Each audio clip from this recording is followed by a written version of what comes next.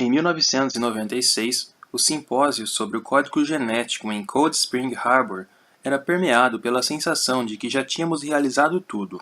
O código fora decifrado e sabíamos, ao menos por alto, como o DNA controlava os processos vitais por meio das proteínas que especifica.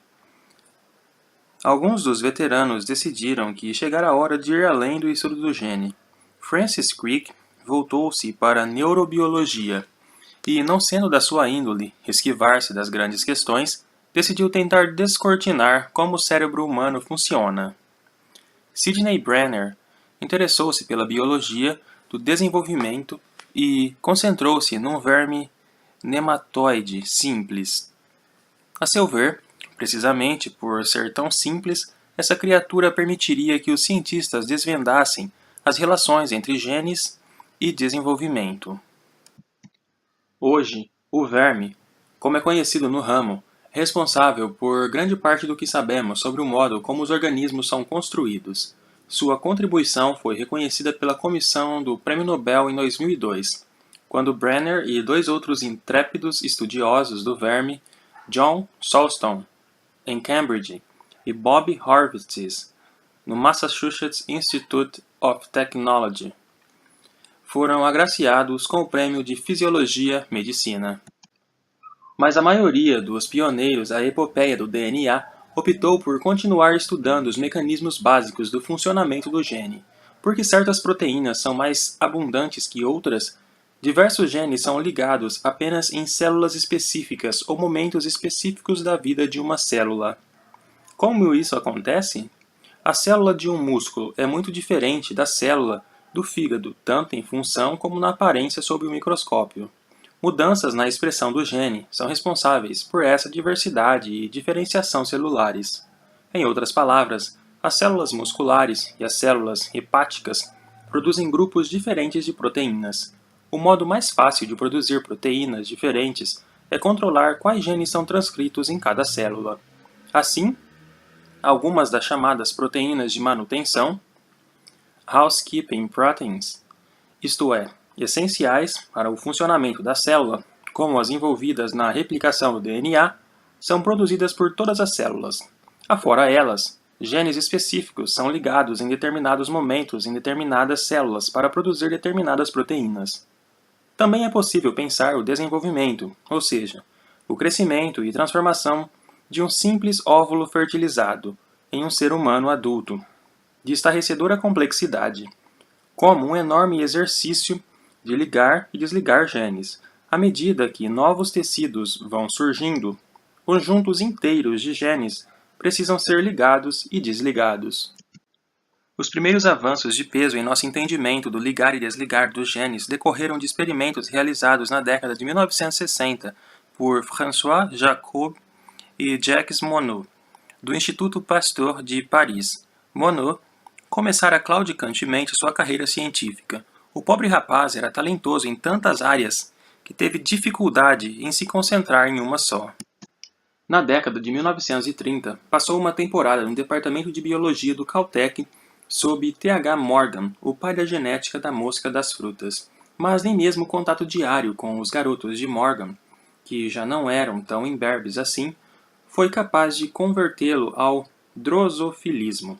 Ele preferia reger concertos de Bach na universidade, que chegou a lhe oferecer um emprego para lecionar crítica musical aos estudantes, e nas mansões dos milionários locais.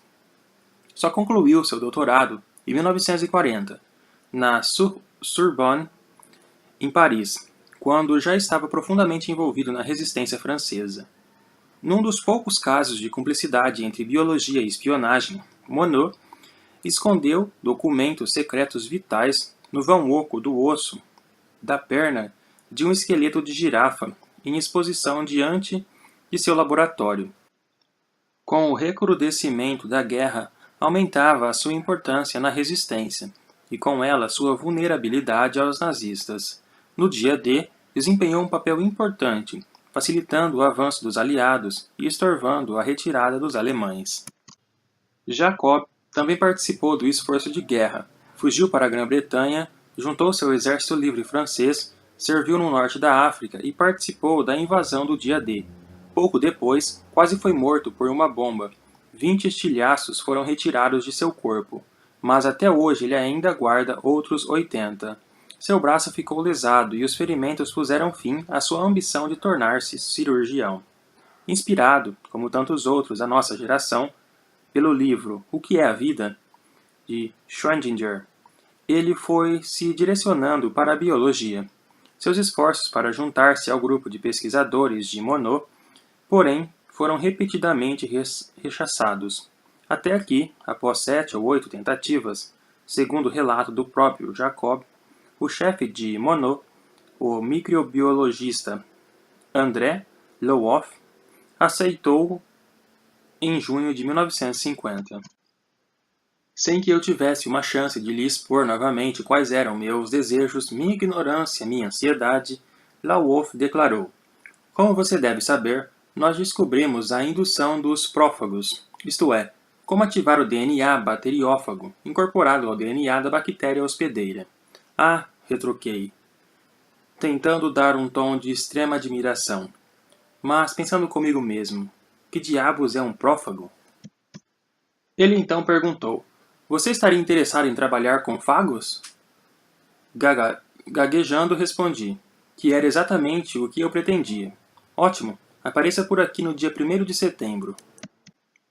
Jacob diz que saiu da entrevista e entrou direto numa livraria à procura de um dicionário que o ajudasse a decifrar aquilo de que acabara de se incumbir. A despeito desse começo pouco auspicioso, a colaboração Jacob-Monod resultou em ciência do mais alto calibre. Eles estudaram o ligar e desligar dos genes na E. coli, nossa já conhecida bactéria intestinal, concentrando-se na capacidade desta de fazer uso da lactose, um tipo de açúcar. Para digerir a lactose, a E. coli produz uma enzima chamada beta-galactosidase, que decompõe esse nutriente em 2 açúcares mais simples, galactose e glicose. Quando não há lactose no meio bacteriano, a célula não produz beta-galactosidase, mas, se lactose for introduzida, ela começa a produzir a enzima, concluindo que é a presença da lactose que induz a produção de beta-galactosidase. Jacob e Monod resolveram estudar como essa indução ocorre. Em uma série de experimentos sucintos, eles encontraram sinais de uma molécula repressora que, na ausência de lactose, impede a transcrição do gene da beta-galactosidase. Todavia, se houver lactose presente, ela se liga ao repressor, impedindo-o assim de bloquear a transição. Ou seja, é a presença de lactose que permite a transcrição do gene. Na realidade, Jacob e Monod descobriram que o metabolismo da lactose é um processo condenado, não uma mera questão de ligar ou desligar um gene num dado momento. Outros genes atuam na digestão da lactose, e o mesmo sistema repressor serve para regular todos eles. A E. coli é um sistema relativamente simples para investigar o ligar e desligar dos genes, mas pesquisas subsequentes com um organismo mais complicado, inclusive seres humanos, revelaram que os mesmos princípios básicos se aplicam a todos. Jacob e Monod obtiveram seus resultados estudando linhagens mutantes da E. coli. Não tinham nenhuma comprovação direta de uma molécula repressora, cuja existência foi apenas uma inferência lógica da solução que deram ao enigma genético. Suas ideias só foram validadas no âmbito molecular no fim da década de 1960, quando Walter Wally Gilbert e Benno Müller-Hill, na Harvard, conseguiram isolar e analisar a própria molécula repressora. Jacob e Monod haviam apenas previsto a existência dela. Gilbert e Müller-Hill a encontraram. Como via de regra, o repressor só está presente em quantidades minúsculas, somente algumas moléculas por célula. A obtenção de uma amostra grande o suficiente para análise foi um tremendo desafio técnico, superado no final, é claro. Ao mesmo tempo, Mark Pittachny, que trabalhava num outro laboratório no mesmo prédio, conseguiu isolar e caracterizar outra molécula repressora, a do sistema de ligar e desligar genes de um bacteriófago. E descobriu que as moléculas repressoras são proteínas capazes de se ligar ao DNA. Na ausência de lactose, é exatamente isso que o repressor da beta-galactosidase faz. Quando se liga a um sítio do DNA da E. coli, próximo do ponto em que tem início a transcrição do gene da beta-galactosidase, o repressor impede a enzima que produz RNA mensageiro a partir do gene de fazer seu trabalho. Porém, quando lactose é introduzida, esse açúcar se liga ao repressor, impedindo-o de ocupar o sítio da molécula de DNA perto do gene da beta-galactosidase, e a transcrição pode seguir adiante. A caracterização da molécula repressora completou um ciclo em nosso entendimento dos processos moleculares subjacentes à vida. Já sabíamos que o DNA produz proteína por meio do RNA. Agora sabíamos também que certas proteínas se ligam ao DNA e interagem diretamente com ele para regular as atividades dos genes. A descoberta do papel central do RNA na célula levantou uma questão interessante, que por muito tempo ficou sem resposta. Por que as informações contidas no DNA precisam passar por um estágio intermediário no RNA antes de ser traduzidas numa sequência polipeptídicas? Pouco depois que o código genético foi decifrado, Francis Crick propôs uma solução para esse paradoxo, sugerindo que o RNA é anterior ao DNA. Para ele, o RNA foi a primeira molécula genética, numa época em que a vida era baseada no RNA, ou seja, teria havido um mundo feito de RNA, anterior ao mais familiar, mundo feito de DNA, de hoje, e dos últimos bilhões de anos. Crick imaginou que a estrutura química, diferente do RNA, o fato de haver o açúcar ribose em seu esqueleto, não desoxirribose, como o do DNA, poderia dotá-lo de propriedades enzimáticas que o façam catalisar a própria autorreplicação. Crick argumentava que o DNA tinha de ser um evento posterior, talvez uma resposta relativa à instabilidade das moléculas do DNA, que se degradam e sofrem mutações muito mais facilmente que as do DNA. Se quisermos uma molécula bem estável, capaz de armazenar informações por um longo prazo, então o DNA é uma opção muito melhor do que o RNA.